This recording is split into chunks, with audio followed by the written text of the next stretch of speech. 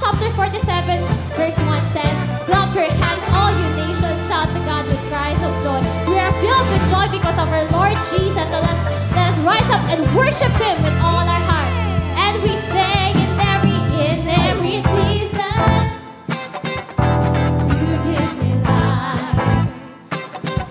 You shine through the darkness. Oh, you are my light. I get you defeated. You gave me your life. You've taken my sorrow.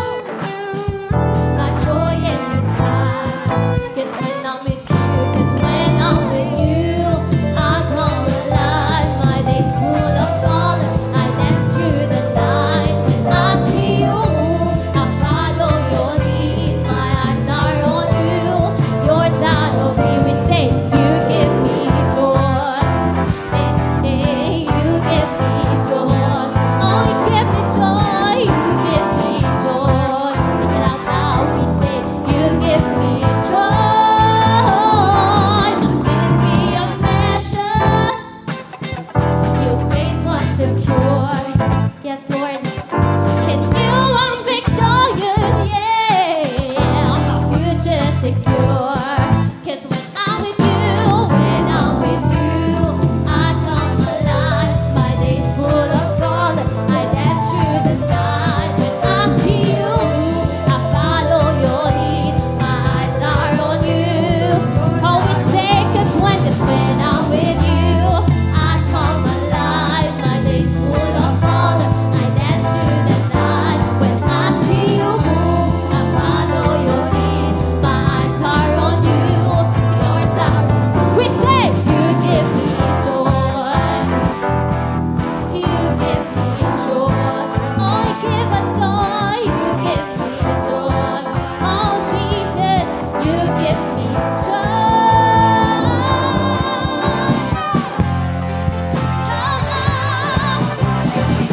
We are overflowing, overjoyed.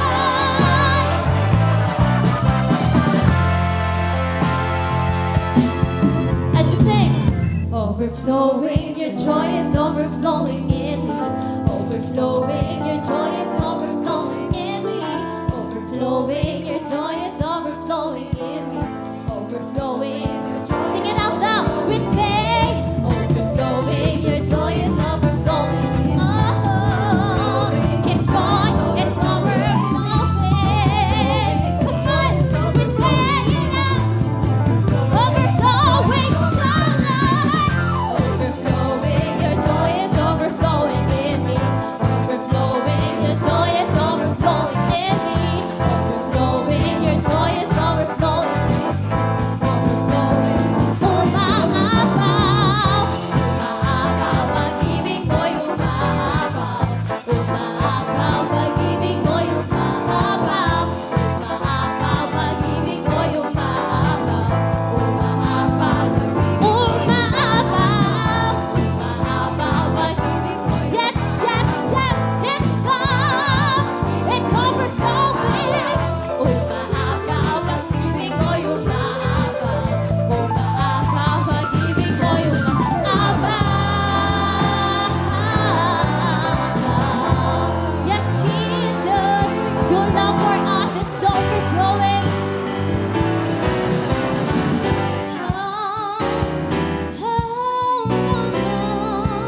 Yes, we give you thanks, Jesus.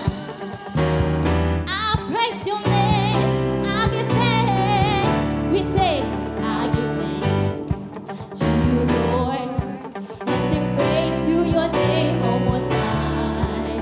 I declare your love in the morning, in your faithfulness by night. For you, oh Lord, how you make me glad. I will sing for joy at the works of your hand and rejoice at what you do. I give thanks to you, Lord, and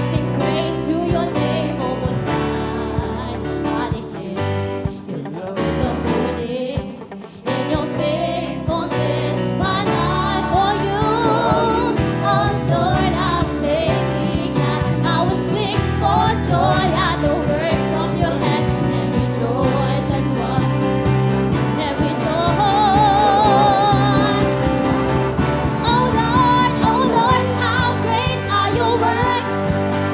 Oh Lord, how great He is great.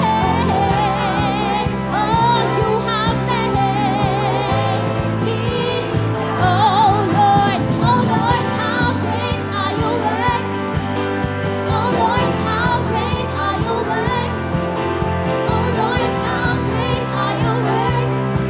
You have made me glad. I will trust in you, Lord.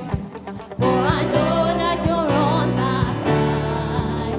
I can rest, I won't be defeated. Lord, you are the strength of my life. For you, oh Lord, have made me glad. I will sing for joy at the works of your hand and rejoice. Let's be rejoice. And we say, oh Lord, how great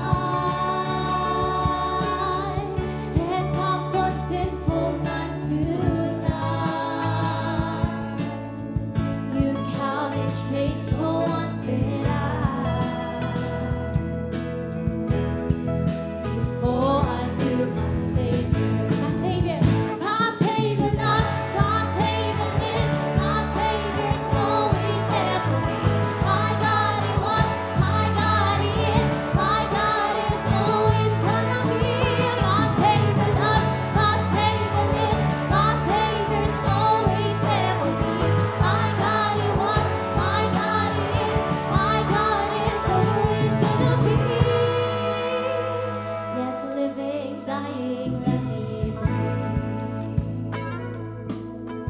My strength, my soul is from this way. That He who lives to be my King. Thank you, Jesus. Once died to be my Savior. That He who lives His place on high,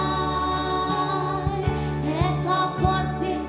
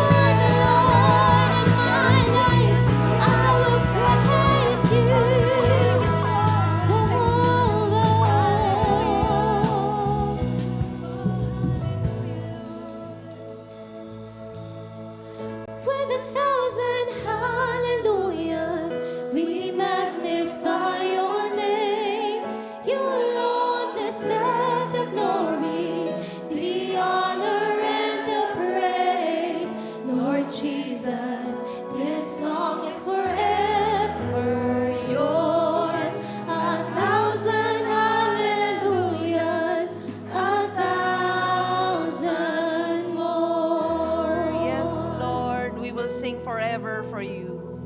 We will lift our hands to you and offer our lives to you alone because you are our King. And no one deserves all the glory but your name alone. In Jesus' name, everyone say amen. Give him praise. All right. Okay, yan. Salamat po, Pastor and the worship team. And for our tithes and offering, basahin ko po ang ikalawang Thessalonica, chapter 3, verses 1 to 15. Sabi po dito, ipanalangin nyo kami para lumaganap ng mabilis ang salita ng Panginoon at malugod na tanggapin sa iba pang mga lugar, katulad ng pagtanggap ninyo. Ipanalangin nyo rin na maligtas kami sa mga masasama at makasalanang tao dahil hindi lahat ng tao ay naniniwala sa itinuturo namin. Pero tapat ang Panginoon. Bibigyan niya kayo ng lakas at iingatan laban sa Diablo. Dahil sa Panginoon, nagtitiwala kaming ginagawa nyo at patuloy na gagawin ang mga ibinilin namin.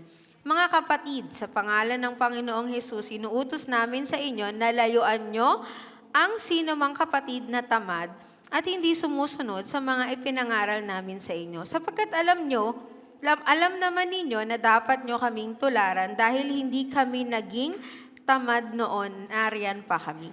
Hindi kami tumanggap ng pagkain mula sa inyo nang hindi namin binayaran. Sa halip, nagtrabaho kami araw at gabi para hindi kami maging pabigat kanino man sa inyo. Ginawa namin ito hindi dahil wala kaming karapatang tumanggap ng tulong galing sa inyo, kundi para bigyan kayo ng halimbawa para sundin ninyo. Nang kasama nyo pa kami, sinabi namin sa inyo na huwag pakainin ang sino mang ayaw magtrabaho. Binanggit namin ito dahil nabalitaan namin na ang ilan sa inyo ay tamad, ayaw magtrabaho at walang ginagawa kundi makialam sa buhay ng iba. Kaya sa pangalan ng Panginoong Hesukristo, mahigpit naming inuutusan ang mga taong ito na maghanap buhay at huwag makialam sa buhay ng iba. At sa inyo naman, mga kapatid, huwag kayong magsawa sa paggawa ng mabuti. Kung mayroon mang ayaw sumunod sa mga sinabi namin sa sulat na ito, tandaan nyo kung sino siya at iwasan para mapahiya siya. Ngunit, huwag nyo siyang ituring na kaaway, kundi paalalahanan siya bilang kapatid. Isa ito sa mga letters ni Paul na para sa mga kapatiran. Yan. For the brethren. Sabi nga niya, di ba? At ngayon, mga kapatid. Ano po ba yung bilin ni Paul sa mga kapatiran? Number 1 po, dapat daw po tayong manalangin. Diba? Sabi niya dito, ipanalangin nyo kami. Panalangin po natin ang bawat isa sa atin. Lagi po ba tayong nananalangin? Amen. Salamat po sa inyong tapat yan na pagtugon. Tayo pong mga Kristiyano, isa yan sa mga direct access natin kay Lord, ang pananalangin. Lagi po tayong manalangin ng lakas, ng pag-iingat ng Panginoon. Yun yung paalala ni Paul. Pangalawang paalala niya, dapat daw po tayong magtrabaho at huwag maging tamad. Ayan. Sa verses 6, sabi, mga kapatid, sa pangalan ng ating Panginoong Hesukristo, inuutos namin sa inyo na layuan nyo ang sino mang kapatid na tamad at hindi sumusunod sa mga pinapaaral namin sa inyo. Sa verse 8 po, sabi, sa halip, ano daw ginawa nila Paul during that time? Nagtrabaho sila. Kahit po nagme-minister sila during that time, si Paul ay tent maker. Meron siyang trabaho. Bakit? Kasi ayaw po nilang maging pabigat. Magtrabaho po tayo, wag po tayong maging pabigat. Ayan. Sa Pilipino daw po, ang mga pabigat inilalagay sa bubong. Para daw po hindi tangayin yung bubong kapag bumabagyo. Ayan. So wag po tayong maging pabigat. Wala tayo sa bubong. Magtrabaho po tayo, wag tayong maging tamad. Bakit po? Ano daw po ba yung tamad? Yung tamad daw po, sabi dito sa verse 11, ay ayaw magtrabaho at walang ginagawa kundi makialam lang sa buhay ng iba. Magtrabaho tayo. Di po ba pag busy tayo, meron po ba tayong panahon para makialam sa buhay ng iba? Wala na. Kasi dun pa nga lang sa sarili nating buhay, busy na tayo. Wala na tayong oras eh. So paano pa yung iba? Kaya po tayo, lagi po tayong, sabi ng Panginoon, Nung nilagay nga po ang tao sa Garden of Eden para magtrabaho, magpaka-busy, hindi tayo magpakialamanan ng buhay ng isa't isa. Sundin natin ang utos ng Panginoon. Huwag tayong maging tamad at magtrabaho tayo. Minsan gusto natin, madami tayong gustong makamit sa buhay. Gusto natin ng success, gusto natin ng maalwan na buhay, pero gusto din natin na matulog lang ng matulog at magpahinga. Hindi po ganun. Sabi ng Bible, again, wag po tayong maging tamad, tayo ay magtrabaho at wag maging pabigat. Isa rin po sa mga sign na pabigat tayo is kung nangingialam po tayo sa buhay ng iba. Magtrabaho po tayo. At anong paalala niya sa atin? Wag po tayong magsawang gumawa ng mabuti. Sabi niya sa verse 13, at sa inyo naman mga kapatid, huwag kayong magsawa sa paggawa ng mabuti. Yes, we work hard. Yes, we do the ministry. Yes, we do the word of the Lord. Diba? Sinusunod natin ang utos niya. Pero huwag naman po tayong manawa. Magpatuloy pa rin tayong gumawa ng mabuti. Kasi meron po yung harvest para sa atin. May balik po yan sa atin. At paalalahanan natin ang bawat isa sa atin. Sabihin niyo mga po sa katabi niyo, huwag tayong maging tamad. Yan. Sa kabila po, magtrabaho tayo at sundin ang Panginoon. Alright? So, maganin din po sa ministry ng Panginoon na pinagkatiwala sa atin.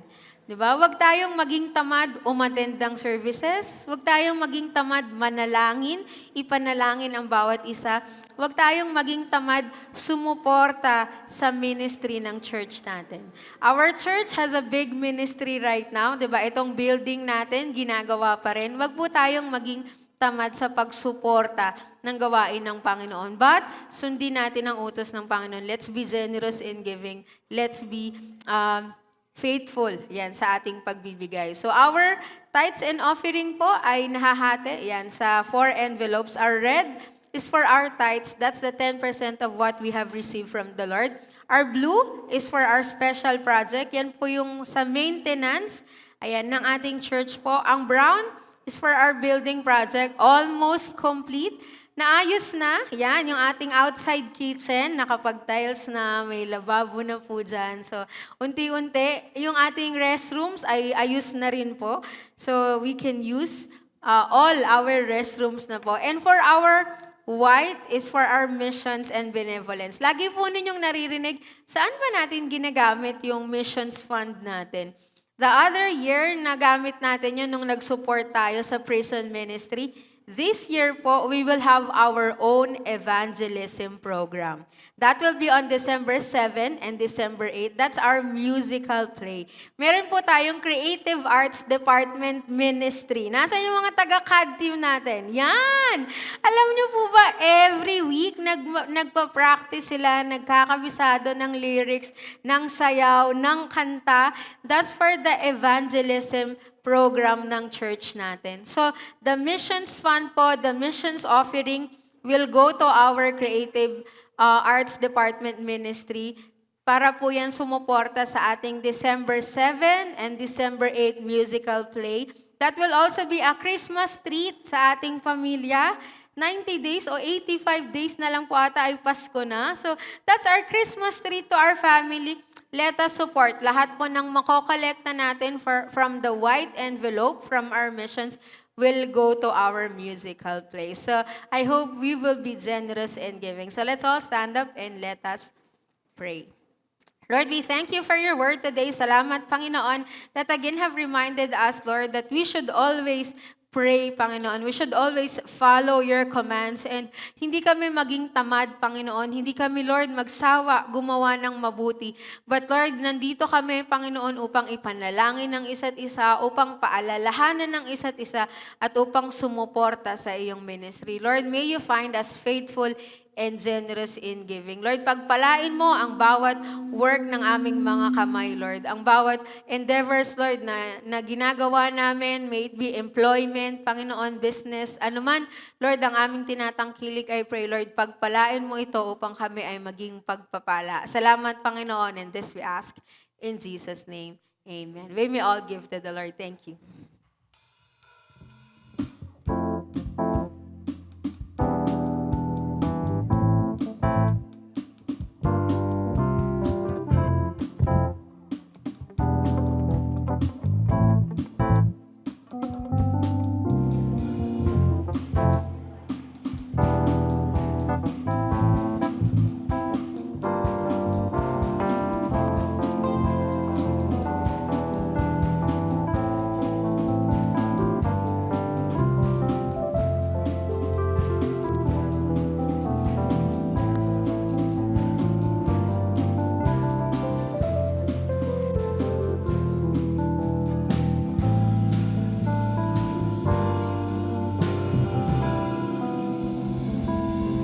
morning, Solid Ground. Palakpakan po natin ang Panginoon. Ang gaganda po ng mga events na... Amen. Ang gaganda po ng mga events na paparating sa ating church this next few months. Meron po tayo sa November 10, water baptism. Kaya talaga nga naman kapag meron tayong kakilala or tayo mismo gusto natin pa water baptize, November 10 po yan. And of course, November 24, building dedication. Sinong excited? Yes. Hindi lang tayo magde-dedicate, we will feast, di ba? Kakain tayo together. And of course, tuloy-tuloy lang po ang pag-replay ng ating mga online devotions. Huwag po tayo magsawa to listen. Huwag na lang po tayo magulat kung sasabihin ni Pastora na kagabi galing sa birthday yung mga, wala namang birthday kagabi. Kasi po yun ay replay, di ba? Tapos baka may sabihin siya, hi sa mga nag-Ilocos, mga ganun. Wala po nag-Ilocos. Last year po yun o 2 years ago. So nagre-replay po kasi tayo ng online devotions sa ngayon. Hopefully, pag-pray natin si Pastora, kayanin niya ulit mag-online devotions. At of course, meron tayo, katulad na sinabi ni Apple kanina, meron tayong December 7 and 8 musical play. I think since June, nag-prepare ang ating Creative Arts Department. So, ganun kagrabe ang preparation. Kaya mag-invite po tayo pag nag-release po tayo pag nag-release kami ng registration. Unahan po yun talaga kasi 2 nights lang yun. 2 nights lang siya. So, sayang naman kung hindi tayo makakapag-register. May number of seats lang yun. So, and it's completely free. It's a perfect way to invite someone na iniisip mo na ma-invite through our theater play. And of course, tuloy-tuloy po tayo ngayon sa series na Book of John. And the title we have for today is Spirit and Truth. Spirit and Truth. Let's go diretso na po sa ating John passage, John chapter 4, verse 1 to 26, dahil marami po tayong pag-uusapan. Ang ganda po ng talakayan natin today. Verse 1, Now Jesus learned that the Pharisees had heard that he was gaining and baptizing more disciples than John. Although in fact, it was not Jesus who baptized, but his disciples. So he left Judea and went back once more to Galilee. Now he had to go through Samaria. So he came to a town in Samaria called Sychar, near the plot of ground Jacob had given to his son Joseph. Jacob's well was there, and Jesus, tired as he was from the journey, sat down by the well. It was about noon. When a Samaritan woman came to draw water, Jesus said to her, "Will you give me a drink?" His disciples had gone into the town to buy food. Verse 9, the Samaritan woman said to him, "You are a Jew, and I am a Samaritan woman. How can you ask me for a drink? For Jews do not associate with Samaritans." Jesus answered her, "If you knew the gift of God and who it is that asks you for a drink, you would have asked him, and he would have given you living water." "Sir," the woman said, "you have nothing to draw with, and a well is deep. Where can you get this living water? Are you greater than our father Jacob, who gave us the well and drank from it himself, as did also his sons and his livestock?" Jesus answered, "Everyone who drinks this water will be thirsty again. But whoever drinks the water I give them will never thirst. Indeed, the water I give them will become in them a spring of water welling up to eternal life." The woman said to him, "Sir, give me this water so that I won't get thirsty and have to keep coming here to draw water." He told her, "Go, call your husband and come back." "I have no husband," she replied. Jesus said to her, "You are right when you say you have no husband. The fact is you have had 5 husbands, and the man you now have is not your husband. What you have just said is quite true." "Sir," the woman said, "I can see that you are a prophet. Our ancestors worshipped on this mountain, but you Jews claim that the place where we must worship is in Jerusalem." "Woman," Jesus replied, "believe me, a time is coming when you will worship the Father neither on this mountain nor in Jerusalem. You Samaritans worship what you do not know. We worship what we do know, for salvation is from the Jews. Yet a time is coming and has now come when the true worshipers will worship the Father in the Spirit and in truth. For they are the kind of worshipers the Father seeks. God is Spirit, and his worshippers must worship in the spirit and in truth. The woman said, I know that Messiah, called Christ, is coming. When he comes, he will explain everything to us. Then Jesus declared, I, the one speaking to you, am he. Let's bow our heads and pray. Dear God, we thank you, Father, for this Sunday, Lord, sa anuman po, Panginoon, na nais niyong sabihin sa amin, allow us, Lord, to be receptive to your word, Panginoon.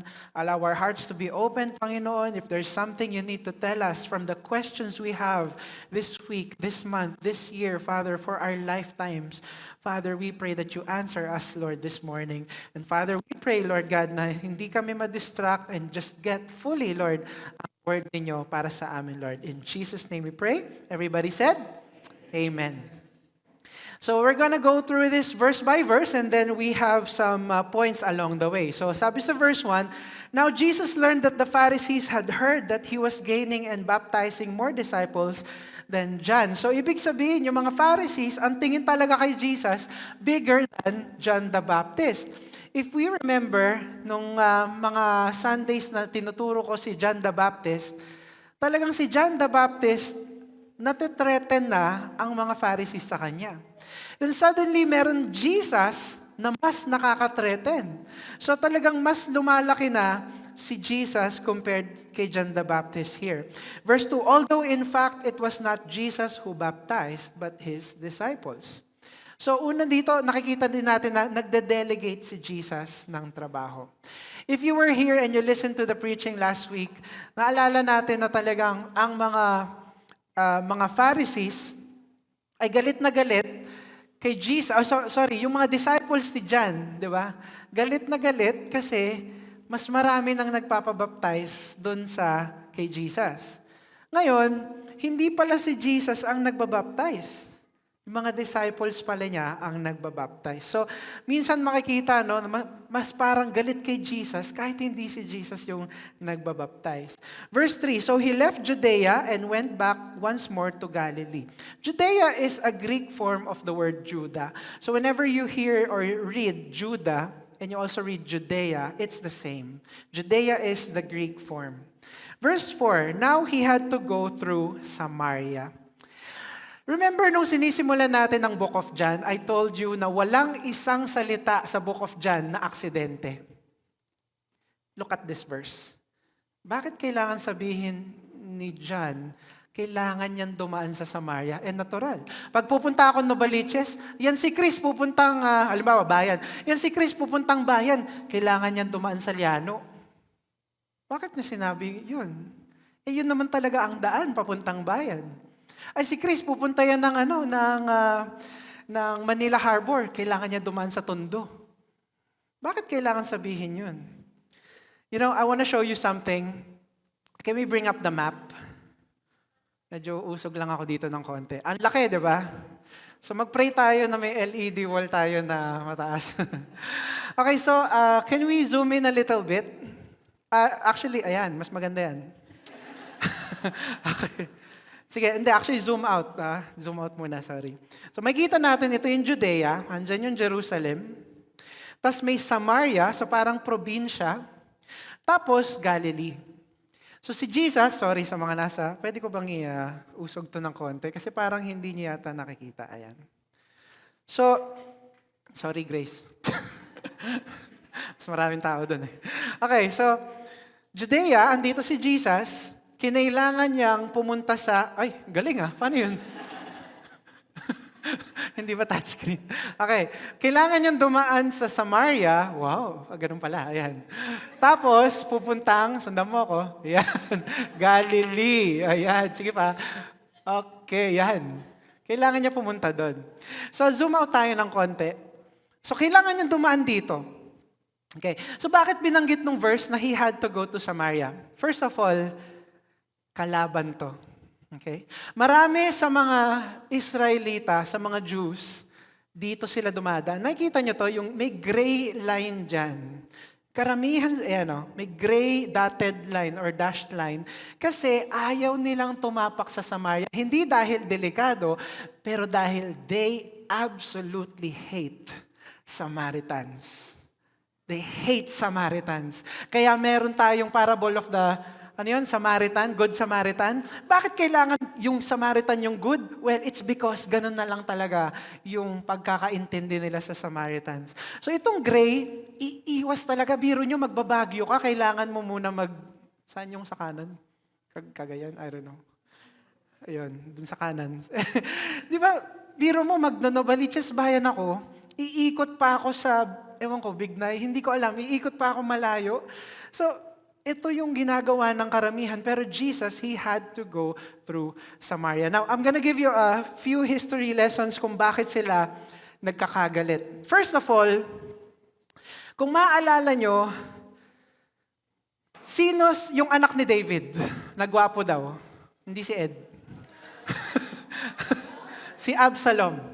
Si Absalom may anak, nagsistart sa R, na dinivide niya yung kingdom. Rehoboam, yes, very good. Medyo interactive tayo sa church, no? Si Rehoboam, dinivide niya ang Israel.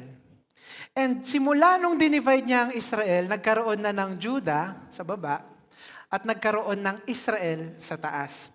And ang naging problema, sinugod ang taas, yung Israel, sinugod ng Assyrian army. Hindi sinugod ang Judah, sinugod yung norte lang. Nung sinugod, nagkaroon ng settlement ang Assyrians doon sa taas. Dito tayo, sige. Karoon ng settlement ang Assyrians dito at nag-intermarry. Okay? Parang, uy, sundalo, pinakasalan. Gets? So parang nag-intermarry sila dito. So ngayon, ang tingin ng Judea sa mga taga dito, parang mga rebels. Bakit nyo ginawa yan? Mali yung ginawa nyo, nag-disobey kayo kay God. Ang kasabi-sabihan ay huwag kayo mag-intermarry. Yun ang ginawa nyo. Di ba? So, yun ang naging problema. And that happened 722 BC. Ang tingin talaga ng mga Judea sa Samaritans ay mga masasamang klase ng tao.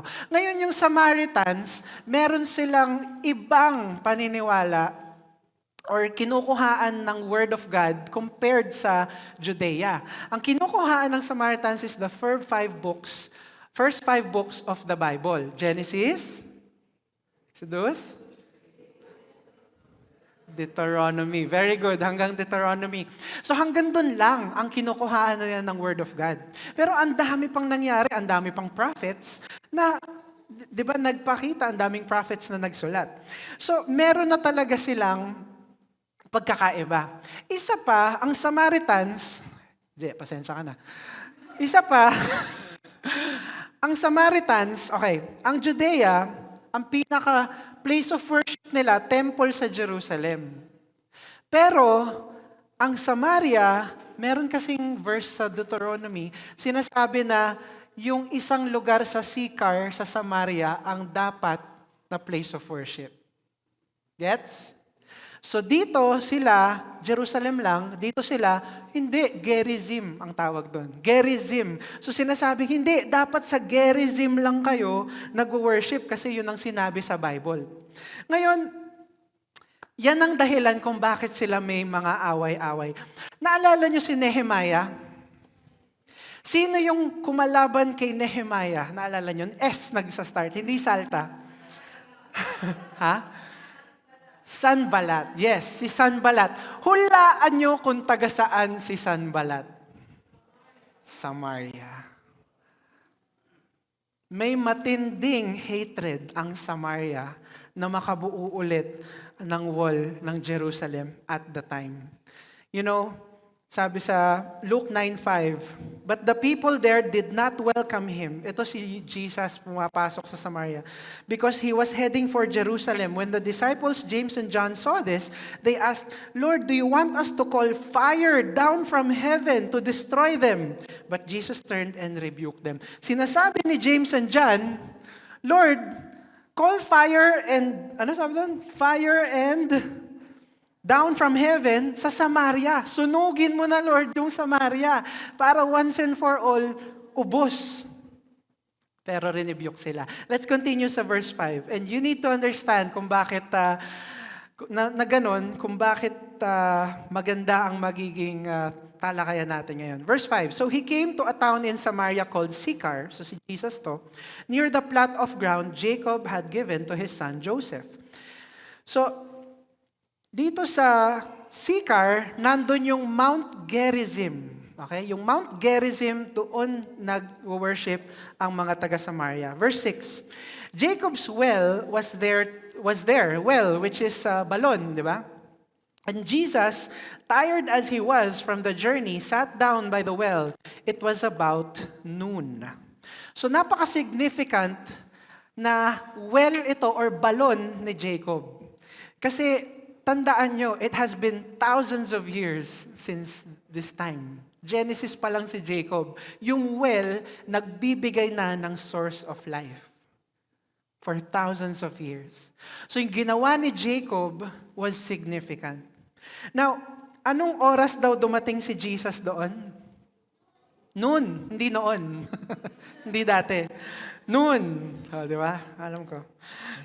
So noon, tanghali. So, alam niyo po si Jesus pag nag-missions, naglalakad. Wala namang Fortuner at Stargazer nung panahon na yun, di ba? So, walang pinapadedicate si Jesus na Stargazer para, punta tayo ng Galilee. Wala. It's all lakad. It's all walking. Tapos, dumating siya ng noon. Grabe, no? Si Jesus, He doesn't mind the discomfort. Basta maka-reach out ng tao. Doesn't that already speak to us? Minsan ayaw natin lumabas ng bahay para i-meet yung taong yun na depressed or sad. Feeling natin isang chat lang okay na. Why don't you, with your godly wisdom, meet with that person and share the word in an opportunity given by the Lord? I think it's even more powerful, lalong-lalo na if they need God's word during that time. Amen? Verse 7, when a Samaritan woman came to draw water, Jesus said to her, will you give me a drink? And that is where our point number 1 is, to worship God in spirit and truth. Number 1, we need to encounter Jesus. Doesn't matter kung ikaw ang dahilan to encounter Jesus. It doesn't matter kung you just chanced upon Jesus or hindi sinasadya, you met Jesus. Basta Jesus will meet with you. You know, Jesus will reach out to all of us. Ang sabi din doon, Jews shouldn't talk, hindi dapat kumakausap ng Jews ng Samaritan. Hindi din lalong-lalo na ang rabbi na katulad ni Jesus kumakausap sa isang babae. At ito pa, pumunta si Jesus sa balon noon, 12 o'clock noon. Ang nakita niya, yung babae sumasalok. Alam niyo ba, walang sumasalok sa balon ng tanghali. Hindi ko alam kung, kasi sa Pangasinan, sa Bolinao, di ba mga Bolinawers? Meron ding balon doon. Walang sumasalok ng tanghali. Sasalo ka ng umaga, pupunuin mo yung mga drum ng umaga, tapos pambuong araw na yon, tama? Sino sumasalok ng tanghali?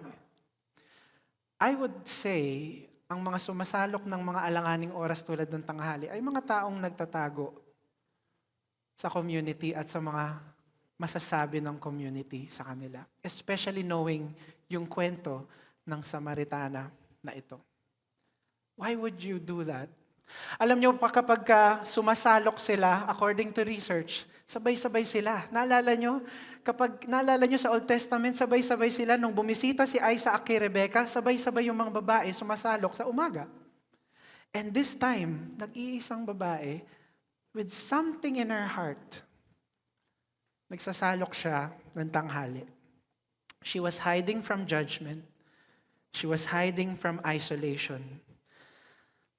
How many times tayo, brothers and sisters, have we hidden from the world dahil nagkasala tayo? We did something wrong, we made a mistake, nasadya natin, kaya kailangan nating magtago mula sa mundo.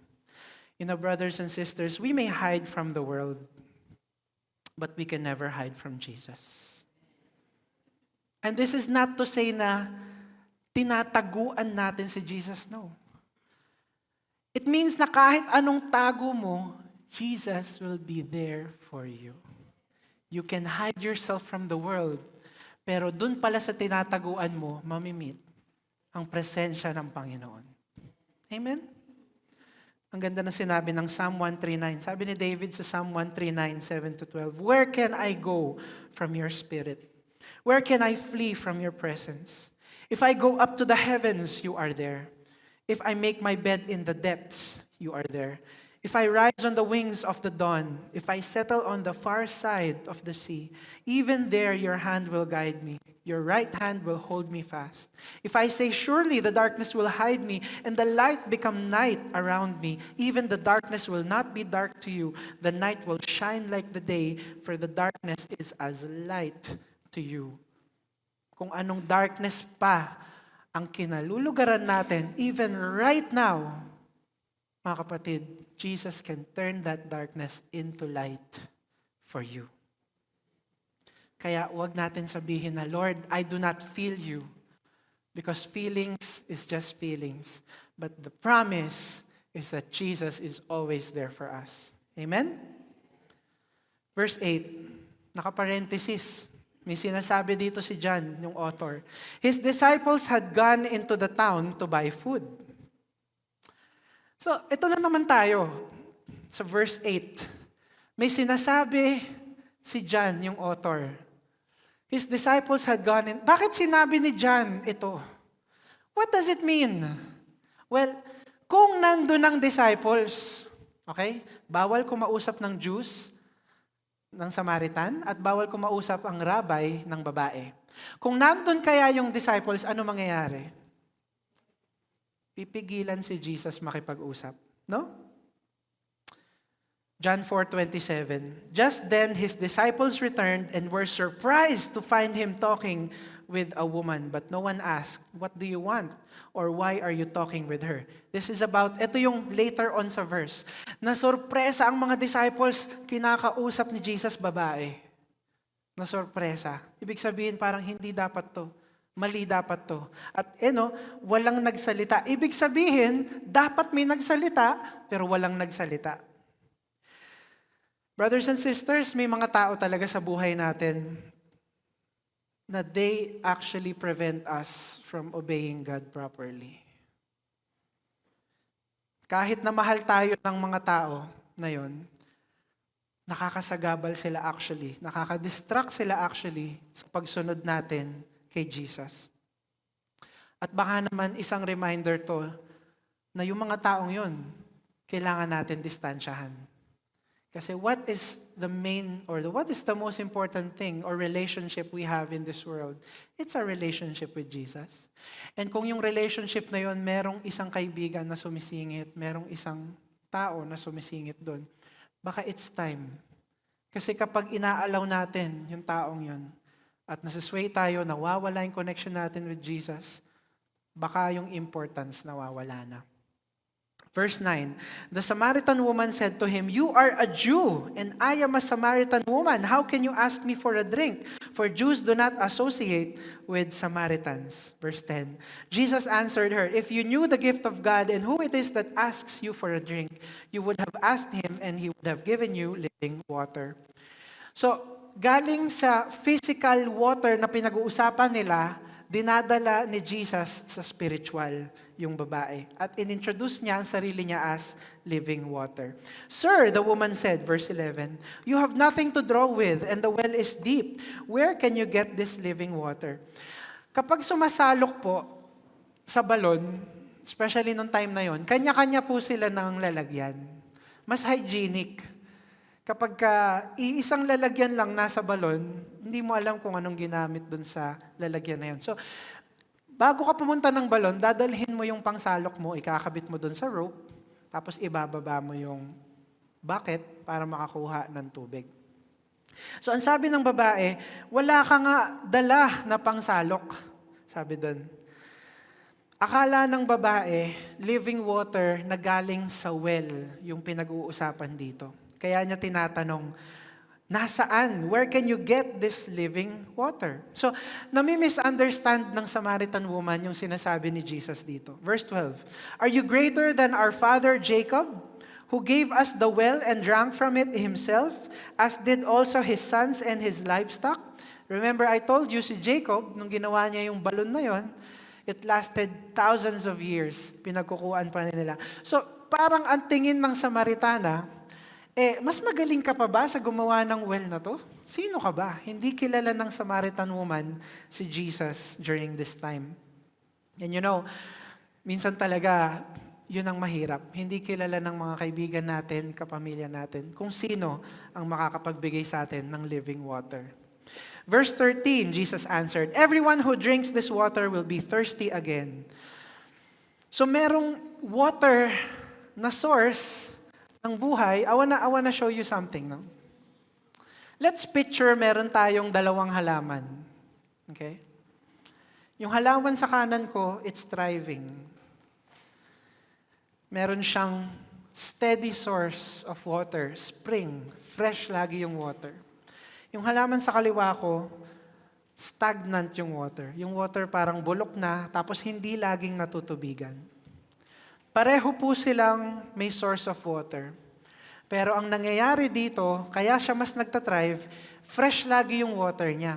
Kasi laging fresh yung oxygen. Kapag running ang water, may oxygen. Dito, stagnant water, nadideplete ang oxygen, mali ang source. Pareho silang umaabot sa langit at nag-worship itong mga halaman. Pareho nilang ini-extend ang stems nila to reach for everything they want. Ang problema, ito, one day, kapag napagod, dahil wala ng source, unti-unti lalagas ang isang dahon, 2, 10 dahon, unti-unti magbabrown. Na tipong kapag pinalo mo yung stem ng halaman na yon, marami biglang dahon ang malalaglag. Pero itong nagtathrive na to, kahit napalu-paluin mo, dahil fresh ang water niya, may malalaglag, yes, 1, 2, pero hindi lahat, hindi siya makakalbo. It's because living water. It's fresh water. And it is applicable sa ating mga Kristiyano.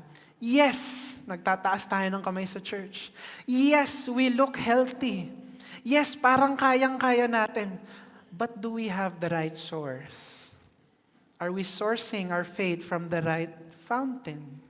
Baka naman stagnant na ang pagde-devotion natin. Baka naman stagnant na ang prayer life natin. Baka naman kailangan may renewal tayong gawin.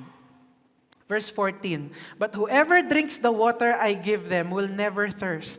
Indeed, the water I give them will become in them a spring of water welling up to eternal life." To worship God in spirit and truth. Number 2, receive the gift of living water.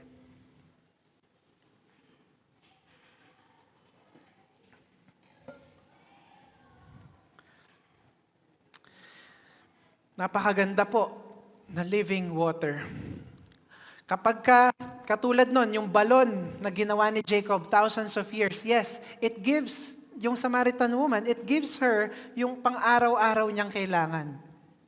Pero hindi po yun yung eternal na tubig na kailangan niya. Verse 15, "The woman said to him, 'Sir, give me this water so that I won't get thirsty and have to keep coming here to draw water.'" Meron siyang want itong babae. Pero hindi yun yung kanyang need. Gusto niya, yung water na yun, forever na nakukuhaan niya ng tubig para never na siyang kailangan lumabas ng bahay at never na siyang mauhaw ulit. So, she still wants something from the physical. Pero si Jesus, He was talking about the spiritual. It's a classic example ng want versus need, no? Anong kailangan mo at anong gusto mo at ano talaga yung kailangan mo? You know, brothers and sisters tayo, gusto natin financial freedom. Yung financial situation natin maayos. Gusto natin mas magandang trabaho. Sino dito gusto mas magandang trabaho? Huwag mag-resign. Sino dito mas gusto nyo ma-promote? Sino dito gusto natin matapos na yung bayarin? Sino dito gusto natin more money? Di ba? Sabi ko na isang araw, sana may 100,000 na lang bigla sa account ko. Nangyari na ba yun sa inyo? Kasi hindi nangyayari sa akin yun eh. Paano ba mangyari yun? Gusto natin lagi tayong may sideline. Nakastress po ang sideline. Bilang motion graphics designer, stressful magkaroon ng sideline. Gagawin mo pa siya out of yung oras mo ng work. Gusto natin mas marami pang clients, gusto natin mas maraming customers. Wala pong problema na gusto natin to. Pero wag naman po to the point na sobrang yun na lang ang focus ng buhay natin na nawawala na yung devotions natin, yung relationship natin kay God. Baka naman, kakagusto natin ng mga bagay na yan. Hindi pala yan ang kailangan natin. Baka naman ang kailangan natin, deeper trust in the Lord kaysa sa mga bagay na yun. Baka naman ang kailangan natin, contentment. Alam mo po, minsan, baka yung trabahong nandyan, yung trabahong meron kayo, baka perfect na yan. Naranasan nyo na bang alam yung perfect na ng work nyo, naghanap pa kayo ng iba, tapos parang pumangit yung work? Parang, ay, mali yata yung decision ko, nag-regret pa tayo. Baka minsan yan na yun. Baka kailangan lang natin maging content. Ang sabi nga, di ba? Grass is greener where we water it. Ano pa? Minsan gusto natin yung isang kakilala natin yon magbago. Minsan gusto natin makinig naman siya. Sana ma-realize niya yung ginagawa niya. Sana magbago na siya. Di ba? May mga ganyan tayong kakilala. Kamag-anak natin, kaibigan natin. Kailan ba, Lord, makikinig sa akin tong taong to? Tinutulungan ko siya, ang sama pa rin ang tingin niya sa akin. Feeling niya na ako'y pinapagalitan ko lang siya lagi. Baka naman, kailangan lang natin more patience. Baka naman ang tinuturuan talaga ay tayo. Baka naman kailangan natin mag-forgive palalo. Maging mas humble palalo. Mas maging prayerful. At baka naman, kailangan tayo ang mag-share ng Word of God sa Kanya.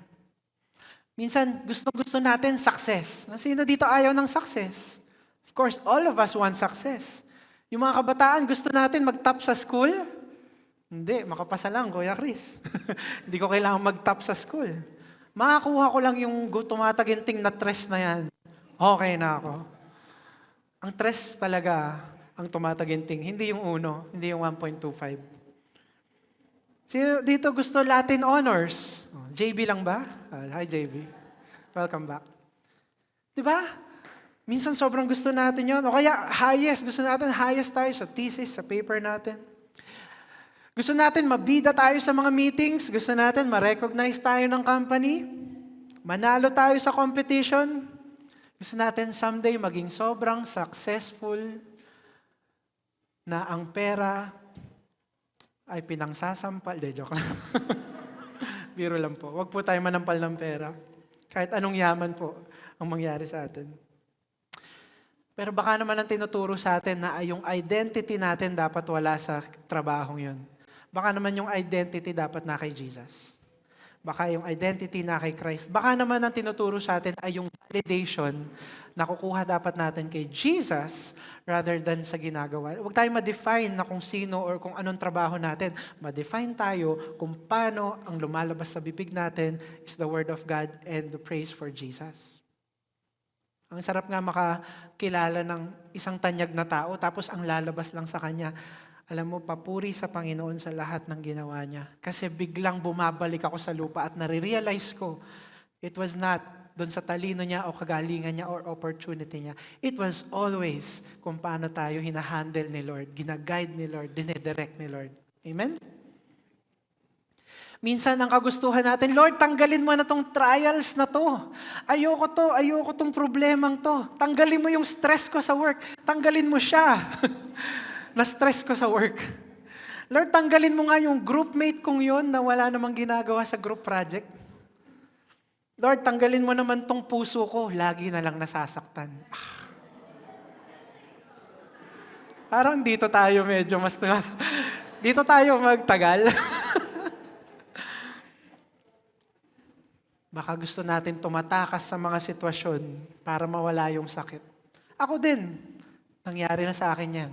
Gusto kong sabi ko kay Lord, tanggalin niyo to Lord kasi parang ang sakit-sakit. Para man lang ma-disconnect yung pain from my body. Pero baka naman hindi yun ang tinuturo ni Lord. Baka it's perseverance.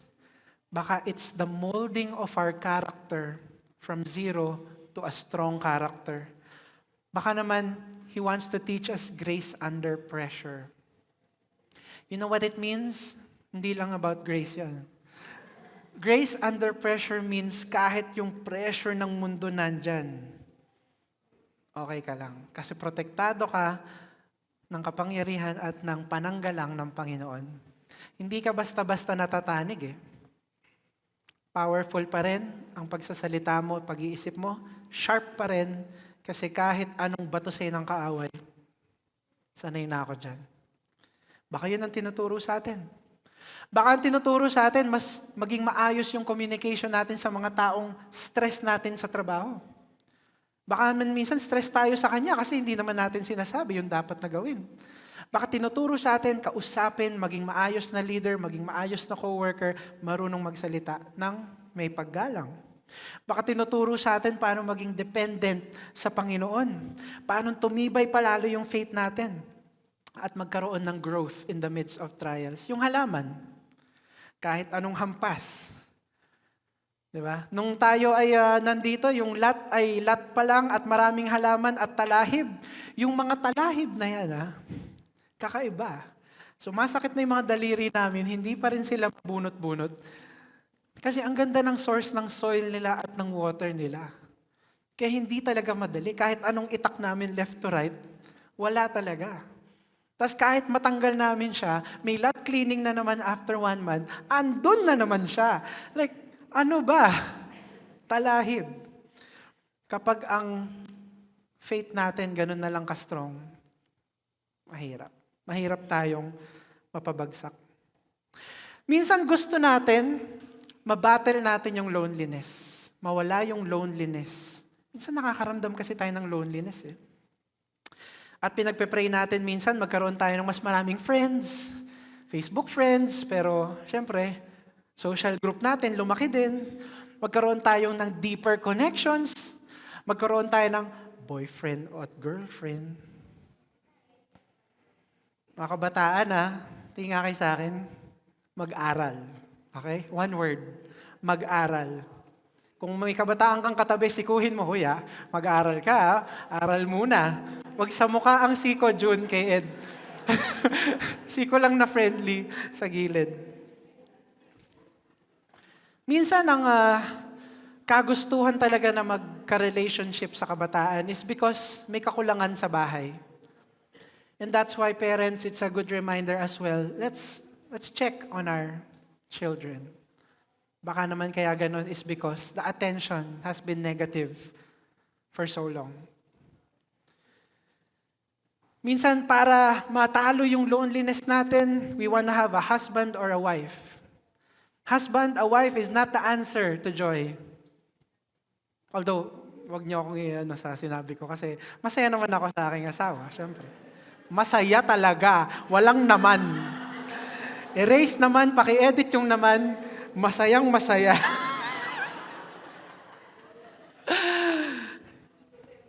Pero masaya talaga ako sa aking asawa. Dumuikat.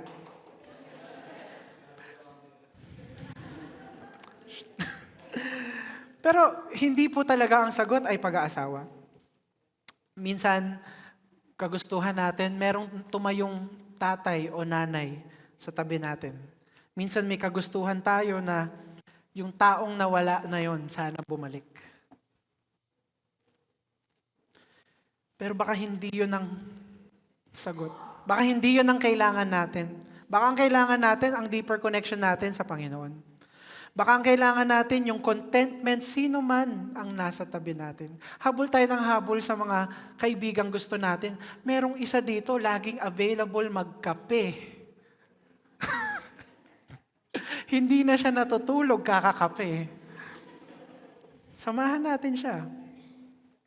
Baka naman kailangan ng alone time. Importante din po yung alone time. Nakikilala natin sarili natin. Baka maganda rin that we make new connections. Ang sabi dun sa verse 16, He told her, "Go call your husband and come back." So, nakita niyo pinag-uusapan ni Jesus dito yung tungkol sa living water. Tas hindi pa rin magets ng babae. Asa na yung living water na to? So ang ginawa ni Jesus, hindi niya makuha sa theology, kinuha niya sa personal experience ng babae. So sabi niya, go call your husband and come back. Minsan hindi natin makukuha sa theology ang tao. Minsan nakukuha talaga natin doon sa personal testimony. Sabi sa 17, I have no husband, she replied. Jesus said to her, you are right when you say you have no husband. The fact is, you had 5 husbands, and the man you now have is not your husband. What you have just said is quite true. Okay. Mag-calculate nga tayo. 5 husbands, and the man you now have is not your husband. Ilang tao na to? 6. Okay, bago mo i-husband ng isang tao, minsan may mga boyfriend, girlfriend ka muna, di ba? So kung may 5 siyang husband, automatic ba hinusband niya kagad lahat yun? May mga singit doon, no? Merong mga singit-singit doon sa mga 5 husband na yun. I don't know. Siguro tatanong natin sa kanya pag nasa langit na tayo. Pero usually kapag ilan ang husband mo, mas marami boyfriend mo. Ewan ko. I don't know. Pero meron siyang 1 current boyfriend. May nakilala na ba tayong ganito? Na madami mag-relationship. Alam nyo, lumaki ako, ang stigma talaga, maraming girlfriend. Mas gwapo, mas matindi, mas astig. Di ba? Kapag ka daw ang lalaki, maraming naging girlfriend, mas okay Parang ang sarap ipagmayabang. Pero brothers and sisters, it's not a good sign na marami tayong relationships. Red flag po yan. Although I thought about red flag, pero pag maraming relationships, it kind of shows na walang commitment. It shows us na hindi stable, walang stability, unhealthy yung behavior, may problem sa communication, excited lang sa new romance, pero kapag tumagal, mabilis nang nananawa. Minsan ayaw ng challenges na kaakibat ng mahabang relationship. O kaya minsan mali yung reasons sa pagpasok ng relationship. Minsan gusto lang ma-feel na hindi siya lonely. Minsan ang feeling niya lang walang nagmamahal sa kanya, kaya gusto niya ng relationship. Minsan gusto lang niya ma-feel na maganda siya, gwapo siya. Kaya nagre-relationship. Honestly, it's a sign of insecurity. At may mga negative effects po yun. May emotional scars, may mga trauma. Minsan mahirap na magtiwala sa mga tao na ganun. May mga commitment issues minsan. At nako-compare pa yung mga past relationships sa new relationships. At walang nagiging good enough para sa taong yun. Pag nakikilala po tayo na marami tayong past, iba yung na-attract po natin na crowd, kabataan. Huwag tayong paramihan, ha? Hindi lang kabataan, adults. Huwag po tayong paramihan. Mahirap ang maraming ex. No? Ang hirap kapag may ex ka sa Pasig, may ex ka sa Mandaluyong, may ex ka sa Quezon City, may ex ka sa Caloocan. Saang SM ka, mag-SM. SM San Fernando na lang ang susunod. Kasi lahat ng SM na yon, posibleng masampal ka from the likod. Napakarami po. Ang hirap po niyan. Marami po sa atin, may mga past relationships, pero hindi naman natin kasalanan. Tayo yung biktima. Tayo yung naapektuhan. Siya yung nag-lie against us. Siya yung nag-cheat against us. Siya yung nang-iwan. But you see, this is just like the Samaritan woman. And I pray, kung naranasan natin yun, I pray there will be redemption in your name and in your life. I pray that you will see God's faithfulness in your life, no matter what your past is. Palakpakan po natin ang Panginoon. You may have experienced brokenness and a bitter past, but God plans to give you hope in a future. And that is derived from Jeremiah 29:11. Dahil wala pong kahit sino sa atin ang pwedeng ma-judge against sa ating past. Pero kung titignan natin dito, hindi ba parang rude si Jesus dito? Parang sinabi niya, oh, tama ka, sinabi mo, wala kang asawa kasi 5 na yung asawa mo at may boyfriend ka ngayon. Hindi ba siya rude doon? No, he's not. Sabi sa Proverbs 27:5, better is open rebuke than hidden love. Anong ibig sabihin nito? May rebuke tas may love? What does that mean? Exactly. Mas magandang sabihan ko ang isang tao, open rebuke na may love, kaysa yung love ko nga siya, pero hindi ko sinasabi yung makakabuti sa kanya. Yun yung hidden love. Love mo, pero wala kang lakas ng loob sabihin yung tama para sa taong yun. And that is hidden love. And that's why mas maganda, sabihan mo na, i-remind na natin siya. Ang problema sa ating mga Kristiyano, masyado na tayong natakot sa word na do not judge. Sinasabihan tayo, kahit kapwa Kristiyano natin, do not judge. Hindi ko nababasahin pero nasa Matthew 7:1-5, ang sabi lang dun sa isang verse, wag mong i-judge ang kapatid mo na meron ka pang malaking speck sa eye mo. Tanggalin mo muna yung problema mo sa buhay mo bago mo i-judge yung brother mo. Ibig sabihin nun, hindi totally na bawal nating i-rebuke o i-remind ang isang brother or sister. Ibig lang sabihin, bago mo siya sabihan na chismoso siya, ayusin mo muna yung pagiging chismoso mo. Ganun lang po yun. At pag naayos na natin yung problema sa atin, saka na natin tulungan yung tao. Saka na natin i-remind at pagsabihan. Amen? Verse 19, Sir, the woman said, I can see that you are a prophet. Our ancestors worshipped on this mountain, but you Jews claim that the place where we must worship is in Jerusalem. So jump tayo sa verse 24. God is spirit, and His worshipers must worship in the spirit and in truth. To worship God in spirit and in truth, number 3, worship according to God's word. Ang problema kasi ng Samaritana or ng Samaritans, nag-worship sila ng mali. Nag-worship sila sa isang lugar na hindi naman talaga yun. Kasi kung babasahin nila yung pang-6 na libro, yung pang-7 libro, dumating sila dun sa point kay Solomon, makikita nila na tagtayo talaga si Lord ng temple na magiging si David or si Solomon ang gumawa at doon mag-worship ang mga Israelita. Hindi na nila binasa past sa 5 books. Kumbaga hindi nila inalam talaga yung katotohanan. Kaya nga pag sinabi dito na worship in spirit and in truth, una spirit, hindi kailangan na routine tayo o meron tayong mga ritual sa pag-worship natin. We can worship kahit nasaan tayo sa buhay natin. And when you say worship in truth, it means na you worship knowing yung tamang truth, na knowing yung God's word.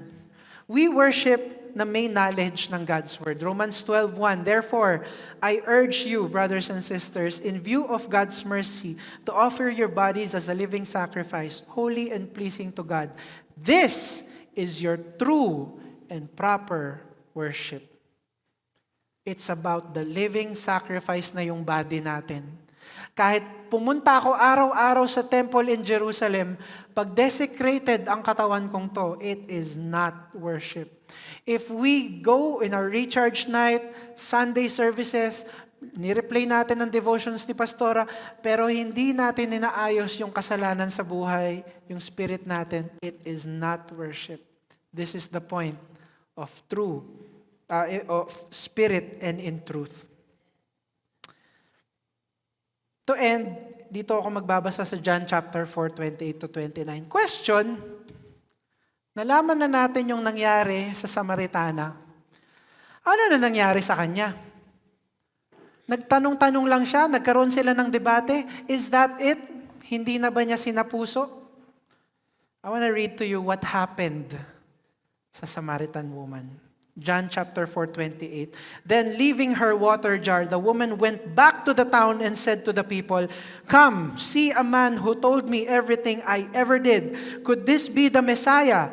They came out of the town and made their way toward him. Jump sa verse 39. Many of the Samaritans from that town believed in him because of the woman's testimony. He told me everything I ever did. So when the Samaritans came to him, they urged him to stay with them. And he stayed 2 days. And because of his words, many more became believers. They said to the woman, "We no longer believe just because of what you said. Now we have heard for ourselves, and we know that this man really is the Savior of the world." What happened to the town of Samaria? It was saved by the Lord Jesus Christ. Tumakbo ang Samaritan woman, bumalik siya. And here's the thing. Do you know kung ano ang nangyari sa Samaria after a few years? Acts chapter 8, verse 14 to 17. When the apostles in Jerusalem heard that Samaria had accepted the word of God, they sent Peter and John to Samaria. When they arrived, they prayed for the new believers there that they might receive the Holy Spirit, because the Holy Spirit had not yet come on any of them. They had simply been baptized in the name of the Lord Jesus. Then Peter and John placed their hands on them, and they received the Holy Spirit. Brothers and sisters, the Samaritan woman, 5 husbands, so many boyfriends, sira ang buhay, broken, was able to be the first woman who brought the word of God in her town.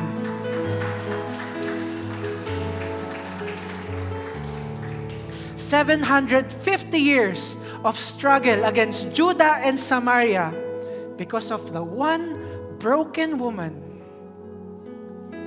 The word of God entered."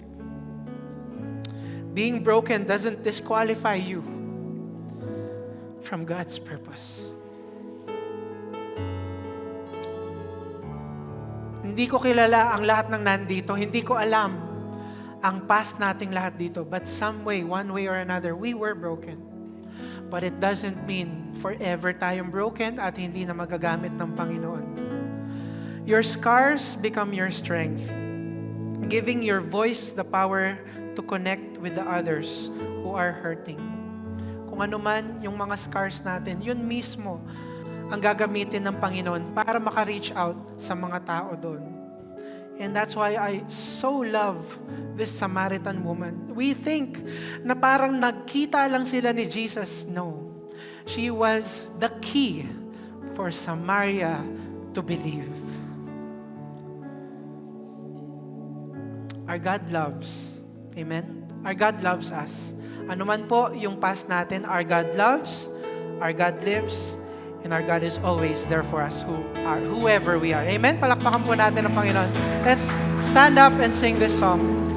You lost my Savior lives, my Savior's always there for me. My God He was, my God He is, my God is always gonna be. My Savior loves, my Savior lives, my Savior's always there for me.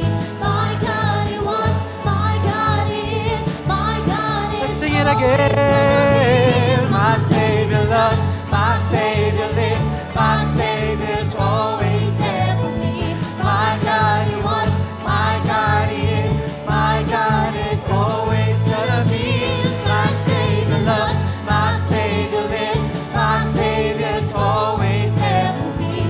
My God He was, my God He is, my God is always gonna be. This is true, Lord. Panginoon, you really, Lord, love us. And you really live in our lives. Father, you're always there for us. And Lord, ang mga brothers and sisters ko, we are not perfect here. Marami sa atin, we were broken once. But Father, you redeemed us. You've given us people that love us, Lord. You've given us a family who loves us.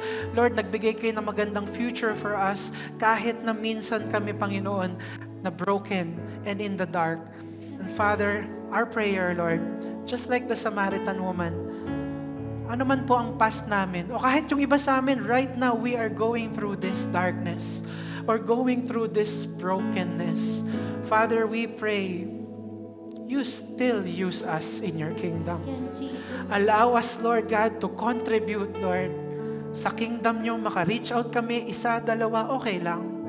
Pero Lord, we pray, Lord, anuman ang dala-dala namin, kahit napakaliit na mga bagay, na parang sa mata ng tao, wala kami, Lord, madadala, na talagang nagmamatter. Lord, use all of this. Even our scars, even the testimonies na dala-dala namin from the past, Lord, yung mga hurts and pains namin, yung loss, yung grief, yung rejection, Lord, lahat ng ginawa sa amin ng mga tao, allow us to carry these, Lord, and lay them at your feet, Jesus. And use these very things, Panginoon, para maka-reach out pa kami sa inyo to, Lord, kahit konti, meron kaming mabigyan ng testimony namin at maniwala sa inyo, Panginoon. Father, thank you because although we are not perfect, you make us perfect. You allow us, Lord, to be golden in your sight. You use us kahit na broken kami. And Father, we pray, Lord God, sino man ang kausapin namin with these weapons, Lord, na ini-equip nyo for us, maging powerful ito, Father. Hindi kami mahiya, Lord, kung sino kami in the past.